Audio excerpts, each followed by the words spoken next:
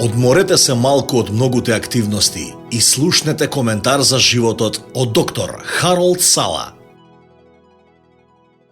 Ќе те славам, Господе, со целото свое срце. Ќе ги раскажувам сите твои чудесни дела. Псалм, 9 глава, 1 стих. Анонимен наблюдуваш напишал дека тоа не се жали за состојбата на времето, не бара социјално осигурување и никогаш не бара одмор. Работи најдобро кога се третира добро, но ќе стори се за да обезбеди добра услуга кога работните услови многу ја оптеретуваат неговата сила. Не, тоа не е вашето куче. Најдобриот пријател на човекот кој седи до портата и го чека вашето доаѓање мафтајќи со опашката. Тоа е вашето срце, лоцирано на 15 сантиметри под вашата клучна коска, малку понастрана од средината, на левата страна од вашето тело. Прво неколку збора за овој неверојатен дел од нашето тело што се нарекува срце и за тоа колку е чудесно. Нешто што не може да се дуплицира користејќи ја науката и технологијата. Вашето срце е мускул со големина на тупаница.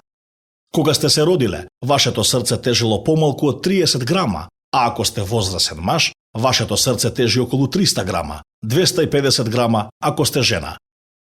Тоа значи дека вашиот живот зависи од мускул кој тежи помалку од 1 килограм или помалку од 400 грама. Тоа е најкритичниот дел од вашето тело, исто така, орган што работи дење и ноќе, никогаш не одмара и никогаш не спие.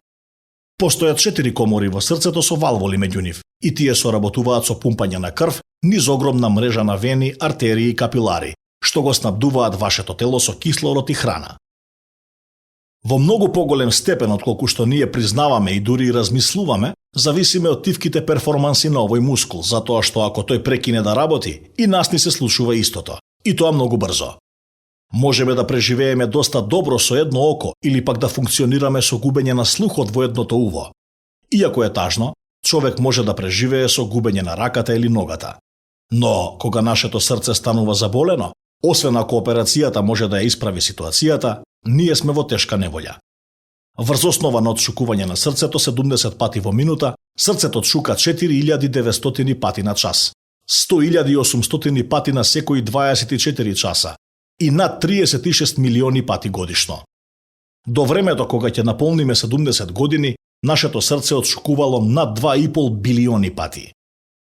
Со срцето е поврзана огромна мрежа на вени и артерии, еден вид вграден транспортен систем за вашата крв, која, ако е поврзана до крај, би се протегала помеѓу 90 и 6.160.000 километри или би достигнала до 4 пати околу светот на екваторот. Волуменот на крв што пумпа од срцето за една година изнесува околу 650 галони или 2.400.000 литри. Тоа е доволно за да се пополни повеќе од 81 железнички резервоар. Вашето срце генерира доволно енергија во период од 12 часа за да крене еден од тие резервоари со тежина од 65 тони во висина од 30 сантиметри. Пред околу 3000 години псалмистот рекол: "Ти благодарам зашто сум создаден толку чудесно, што се твоите дела прекрасни, мојата душа тоа добро го знае."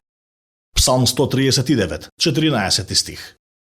И тоа било долго пред деновите на докторот Кристијан Бернард од Јужна Африка, кој ја извршил првата трансплантација на срце, или пред докторот Том Фогарти, кој измислил мал пластичен балон кој ги измазнува затнатите артерии, и било долго време пред лекарите да знаат како да вметнат мали челични стентови кои туркаат наспроти ослабените артерии и ги држат отворени, со што се обезбедува проток на крв во срцето.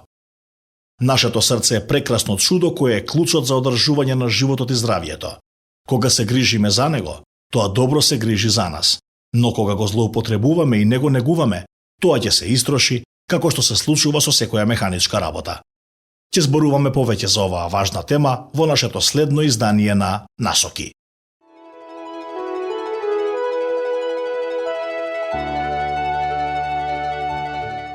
Што току го слушнавте, доктор Харолд Сала, во овој коментар за животот.